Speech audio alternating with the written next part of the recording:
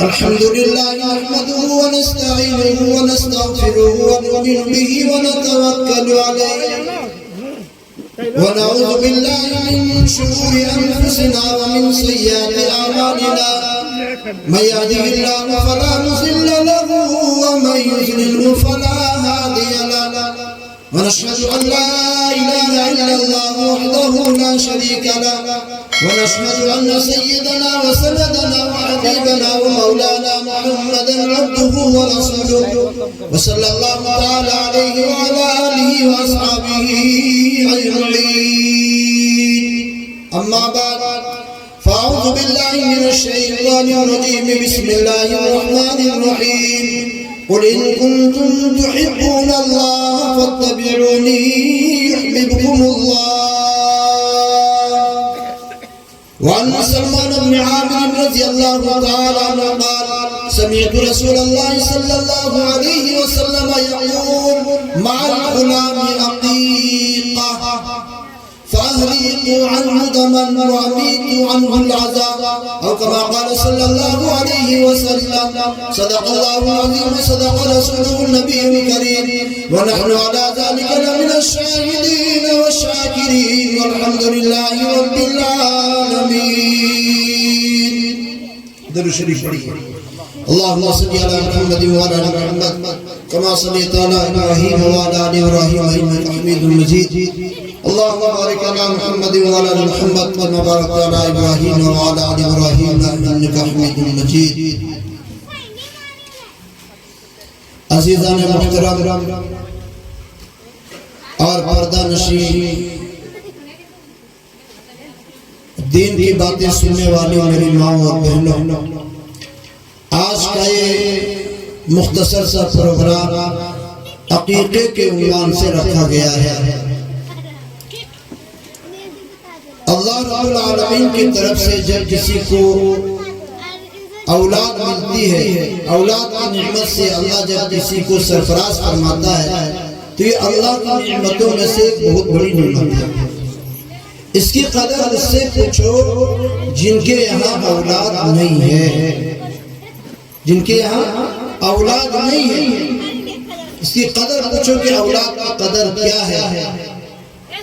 تو جب اللہ اتنی بڑی نعمت سے ہمیں نواز رہے ہیں تو اس کا یہ شکریہ کے طور پر عقیقہ کیا جاتا ہے. عقیقہ ایک سنت عمل ہے جو آج دیکھا جا رہا ہے کہ آہستہ آہستہ آہستہ آہستہ اس سنت پر بہت کم لوگ عمل کرتے ہوئے نظر آ رہے ہیں. صرف وہی لوگ عمل کرتے ہیں جس کے یہاں بیٹا پیدا ہوتا ہے. سمجھے بیٹی ہو جائے تو عقیقہ کرنا بالکل گناہ سمجھتے ہیں، حالانکہ بیٹی کا مقام اللہ نے بہت زیادہ رکھا ہے بیٹے کے مقابلے میں. کیونکہ اللہ کے نبی جناب محمد رسول اللہ صلی اللہ علیہ وسلم نے ارشاد فرمایا کہ جب اللہ پاک کسی کو بیٹا عطا فرماتا ہے تو اس سے کہتا ہے کہ جا اپنے باپ کی مدد کر. اس بیٹے سے کہتا ہے، اس بچے سے کہتا ہے.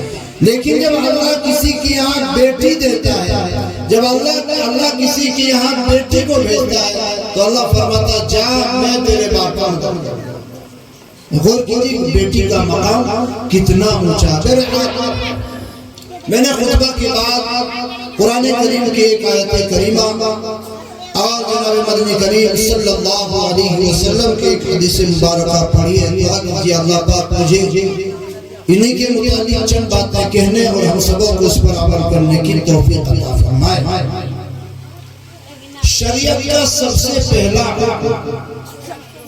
اور جناب مدنی کریم صلی اللہ علیہ وسلم کی سب سے پہلی سنت یہ ہے کہ جب کسی کے یہاں بچہ پیدا ہو تو فوراً اس کے داہنا کان میں اذان کہی جائے اور بایاں کان میں اقامت کہی جائے. اس میں تاخیر نہیں کرنی چاہیے.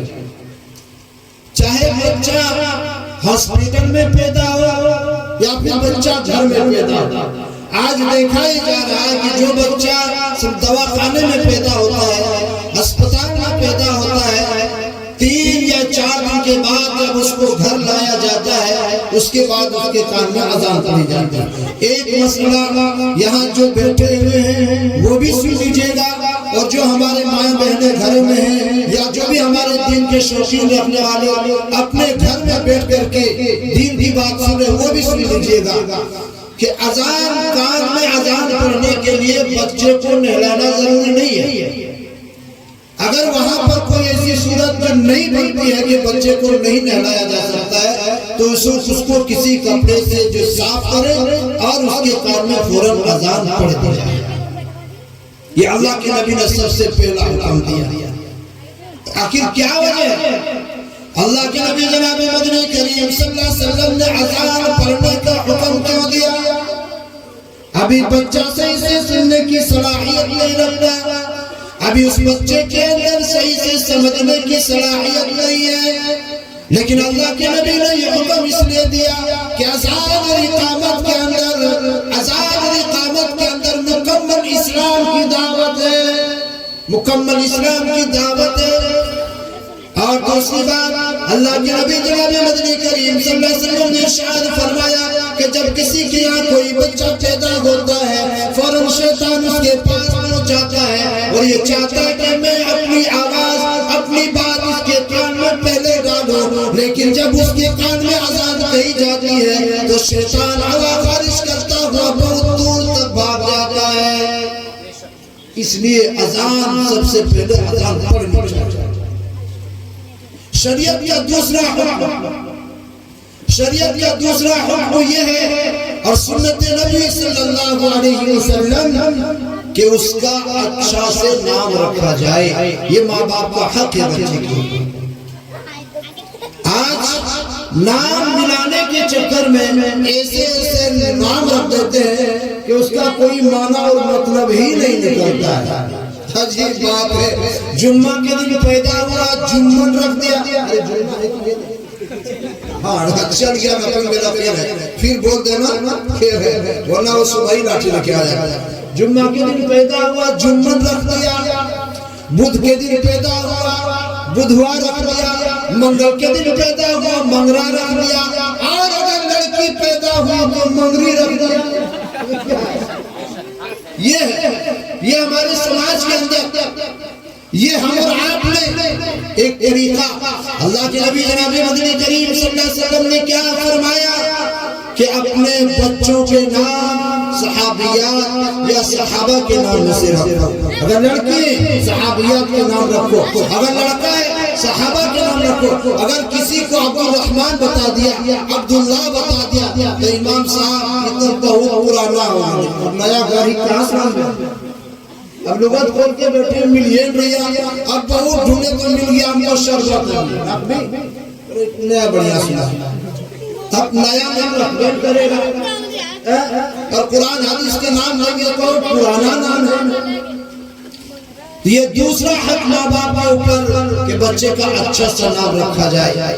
اللہ کے نبی کو سب سے زیادہ پسند عبداللہ اور عبدالرحمن، عبداللہ عبدالرحمن یہ نام رکھنے چاہیے۔ عجیب نام، نبر مرنانی کوئی نوانا رکھیا، دمر نانا کوئی نوانا رکھیا، یہاں دادی اس گلو، یہاں دادا اس گلو، اب رکھنے کیا دے گا؟ تو بڑا مسئلہ ہو گیا نام رکھنے میں۔ نام اللہ کے نبی نے فرمایا صحابہ کرام کے نام میں سے رکھا کرو، ابو بکر رکھو، عمر رکھو، فاروق رکھو، عبدالغفار رکھو، عبدالرحمن رکھو، یہ سب کتنے پیارے نام، یہ منگلا بدنا یہ سب نام رکھ رہے ہیں۔ اللہ ہماری حفاظت فرمائے۔ تیسرا کام، تیسری سنت جو اللہ کے نبی جناب مدنی کریم صلی اللہ علیہ وسلم نے ہم اور آپ کو تعلیم دی ہے کہ جب بچہ 7ویں روز کا ہو جائے، 7ویں روز کا ہو جائے، بڑی سادگی کے ساتھ اس کا عقیقہ کرو۔ عقیقہ ختم، چھٹیاری شروع۔ یہ 5-10 ہزار چھٹیاری میں بھی ختم ہو رہا، سب کو بلا۔ چھٹیاری کا کہیں ثبوت شریعت کے اندر نہیں، پورا گناہ ملتا، پیسہ بھی خرچ ہوا اور بچے کے اوپر وبال بھی بنا۔ غور کیجئے، پیسہ بھی خرچ ہوا ہوگا اور جو بچے کی جان پر ایک مصیبت بھی دے۔ کئی چھٹیاری کا حکم نہیں، چھٹیاری کا تو لائن لگا. ضروری نہیں ہے کہ عقیقہ میں آپ کو اتنا بڑا پروگرام کرنا ہوگا، 6 کو چونگا لگانے ہوگا، 8 کو ڈی جے لگانے ہوگا، 20 کو مولوی حاضر بلانے ہوگا، اٹھا پھٹا کروانے ہوگا. نہیں، کوئی ضروری نہیں ہے. اگر آپ کے پاس وسعت نہیں ہے تو آپ سادگی کے ساتھ، لڑکا ہے 2 دم، لڑکی ہے 1 دم، اور اگر کسی کے پاس اتنا بھی نہیں ہے تو لڑکا میں بھی 1 دم میں چڑھ سکتا ہے، 1 جان اس کے لیے. عقیقے کی بہت فضیلت آئی ہے. اللہ کے نبی جناب مدنی کریم صلی اللہ علیہ وسلم نے ارشاد فرمایا، راوی حضرت سلمان بن عامر رضی اللہ تعالیٰ، بخاری شریف کی حدیث ہے. اللہ کے نبی جناب مدنی کریم صلی اللہ علیہ وسلم نے ارشاد فرمایا، مع الغلام عقیقہ، مع الغلام عقیقہ فاہریقوا دما.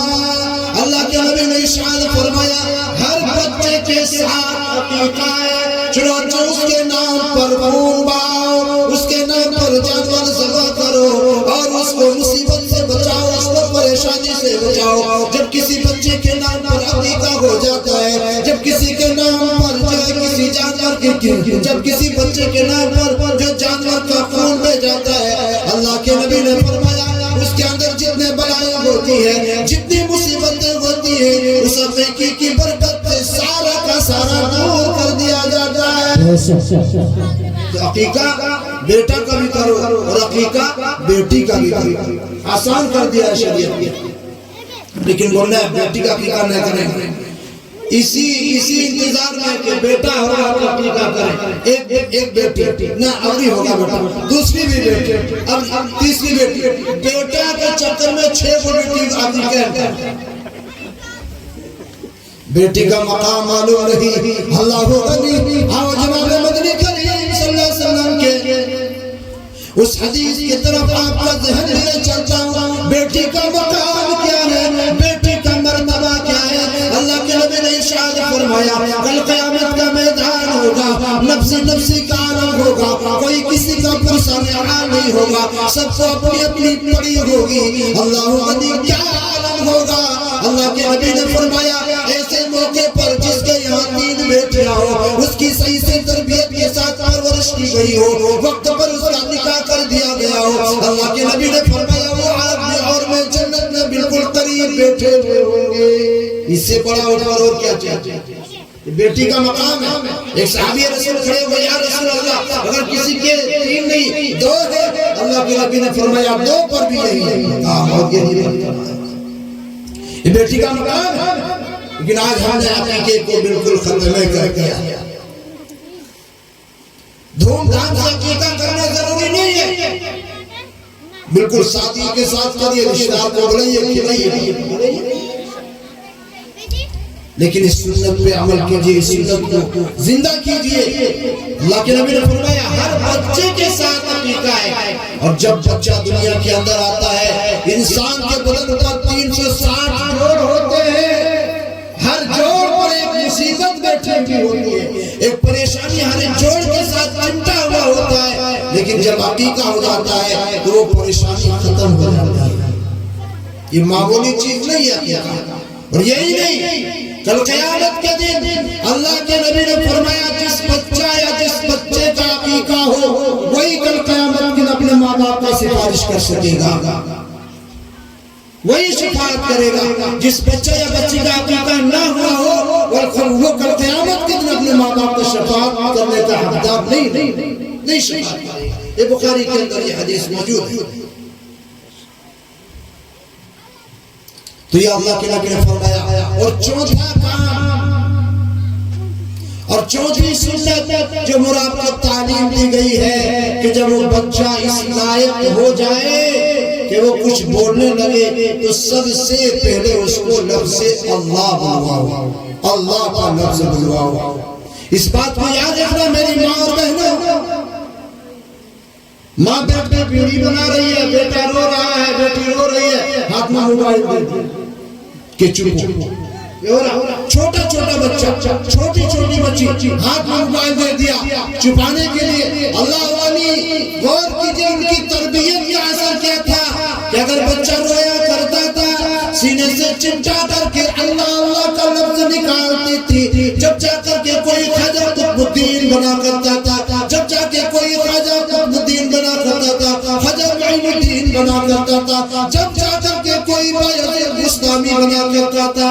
اور آج تو یہاں بچپن میں ہاتھ میں موبائل پکڑا دیا، ابھی جب وہ اس لائق ہوا کہ کچھ بولے تب وہ کیا بولے گا؟ بجائے اللہ کے کیا بولتا؟ سر قائل کھٹیا جوڑا لگے۔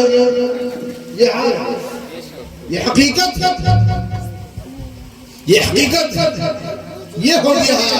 ہم نے اپنے بچوں کو شروع سے ناش کر دیا، ہم نے ان کی تربیت نہیں کی۔ ذرا غور کیجئے امائیں، کبھی اپنے بچوں کو بغیر وضو کے دودھ نہیں پلاتی، بغیر وضو کے دودھ نہیں پلاتی تھی۔ بچہ رو رہا پہلے ماں اٹھتی وضو کیا کرتی تھی، اس کے بعد دودھ پلایا کرتی تھی۔ کیا کہ سب سے پہلا مدرسہ ماں کے گود ہے۔ یہ باپ تو بیچارہ کوئی دلی میں ہے، کوئی کلکتہ میں ہے، کوئی ممبئی میں ہے، کوئی کہیں۔ یہ آپ کی ذمہ داری بنتی بچے کی کیسے تربیت کرنی ہے۔ حضرت خواجہ قطب الدین بختیاری کاکی رحمت اللہ علیہ 6 سال کی عمر ہے، 6 سال کی عمر ہے، مکتب سے پڑھ کر کے گھر آئے ہیں۔ امی سے کہا امی روٹی دو، کھانا مانگا۔ اب میری ماں پہ نظر غور سے سننا کرما والیوں، اللہ غنی تربیت ہو تو ایسی ہو۔ آج بھی اگر کوئی اپنے بچے کی ایسی تربیت کرنے لگے تو آج بھی دنیا کے اندر اللہ کا ولی پیدا ہو سکتا ہے۔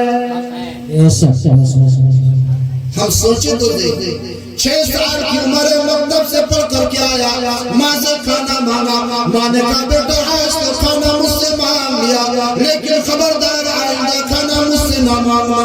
ماں کہہ رہی کس سے مانگے کھانا؟ کہا بیٹا جب پڑھ کے آئے مصلی بچھا لینا، اللہ سے فریاد کر لینا، کھانا اللہ کی ذات کھلاتی ہے میں نے۔ دوسرے دن بچہ پڑھ کر کے آیا ہے، دوسرے دن بچہ پڑھ کر کے گھر آیا، ماں نے کہا بیٹا مصلی بچھا لے، اللہ سے روٹی مانگ لے۔ بچہ بیٹھ گیا۔ خواجہ قطب الدین بختیاری کاکی رحمت اللہ علیہ 6 سال کی عمر ہے، اپنے ننھے سے ہاتھ اٹھا کر کے اللہ سے کھانا مانگ رہے۔ ماں نے دیکھا کہ جب بچے کے آنکھ سے آنسو نکلنے لگے، کہا جا میرے نور نظر لگتا جگر، اللہ نے کھانا بھیج دیا ہے، اللہ نے روٹی بھیج دیا ہے۔ کہا کہاں ہے روٹی؟ کہا دیکھ بستر میں ہوگا، تلاش کر لے۔ جب بستر کو اٹھایا گیا، روٹی ملی، کھانا کھا لیا۔ اب یہی معمول بن گیا تھا، روزانہ مکتب سے آیا کرتے تھے، مصلی بچھا کر کے اللہ سے فریاد کرنے لگتے تھے۔ ادھر ماں جلدی سے روٹی بنا کر کے بستر میں رکھ دیا کرتی تھی، تاکہ یقین بنے بچے کا کہ کھلانے والی ذات کس کی ہے؟ اللہ۔ کھلانے والی ذات اللہ کی ہے۔ اللہ جس کو چاہے کھلائے، جس کو چاہے بھوکا رکھے، اللہ جس کو چاہے بیٹا دے، اللہ جس کو چاہے بیٹی دے، یہ اللہ کی مرضی۔ یہب لمن یشاء اناثا ویہب لمن یشاء الذکور۔ آؤ کرما کے نوجوانوں، آؤ میرے میں آدمیوں سے گزارش کرتا ہوں، لوگوں سے کہتا ہوں کہ 3 بیٹے 4 بیٹے اگر ہو جائے تو اپنی بیوی کو طلاق دینے پر آ جائے، اس میں اس کا کیا قصور ہے؟ قرآن کہتا ہے یہب لمن یشاء اناثا ویہب لمن یشاء الذکور۔ اللہ جسے چاہے بیٹا دے، اللہ جسے چاہے بیٹی دے، او یزوجہم ذکرانا و اناثا، اللہ کی مرضی جسے چاہے بیٹا بھی دے، بیٹی بھی دے، ویجعل من یشاء عقیما، اللہ کی مرضی جسے چاہے کچھ نہ دے، 5 بنا دے۔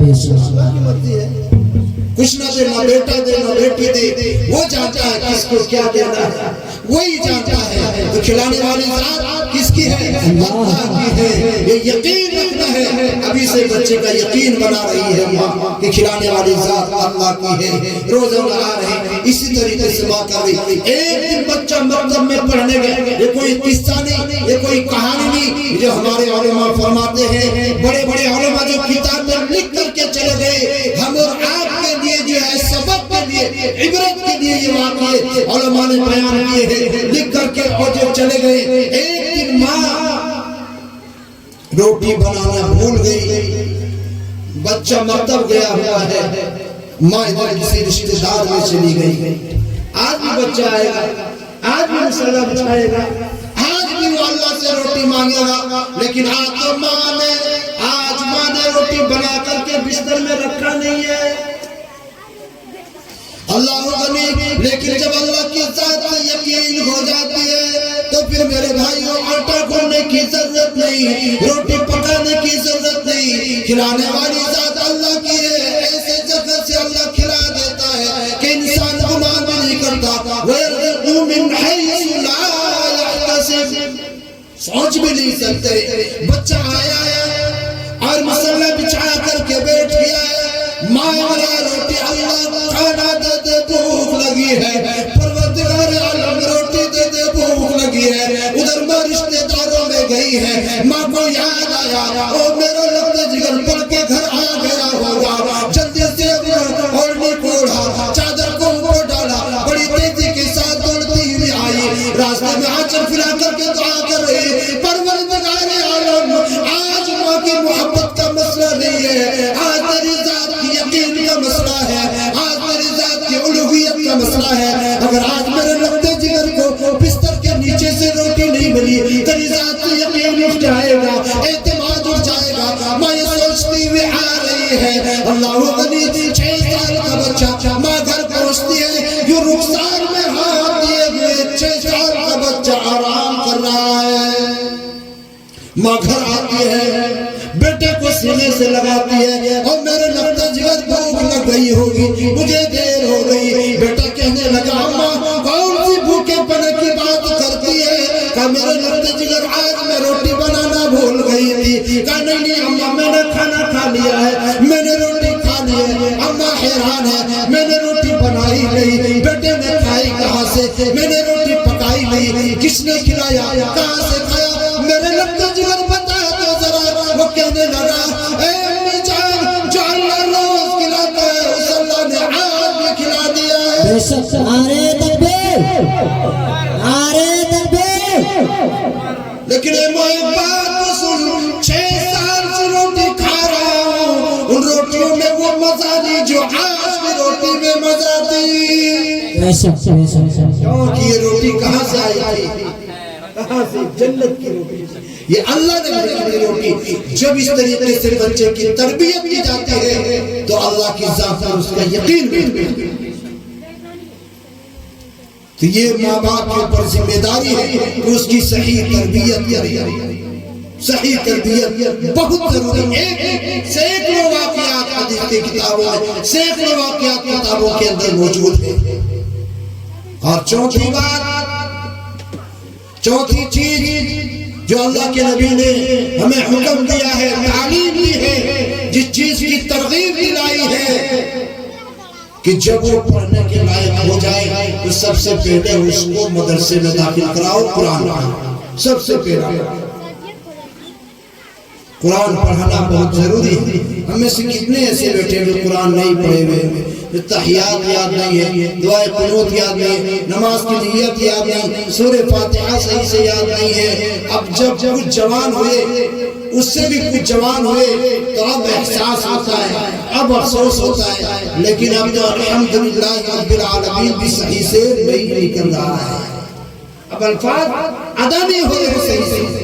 اس لیے یہ ماں باپ کے اوپر ذمہ داری ہے کہ بچے کو مدرسے میں ڈالے، مکتب میں ڈالے، روزانہ بچوں کو دیکھے کہ بچہ مکتب پہنچ رہا ہے کہ نہیں پہنچ رہا ہے۔ جیسے آپ کھانا، کپڑا، لتا، ہر ایک چیز کا خیال رکھتے ہیں، ایسے بچوں کی تعلیم و تربیت کا خیال رکھنا ضروری ہے۔ اور 5ویں چیز یہ ہے کہ جب بچہ یا بچے بالغ ہو جائے فوراً اس کے نکاح کر دو، نکاح میں تاخیر مت کرو۔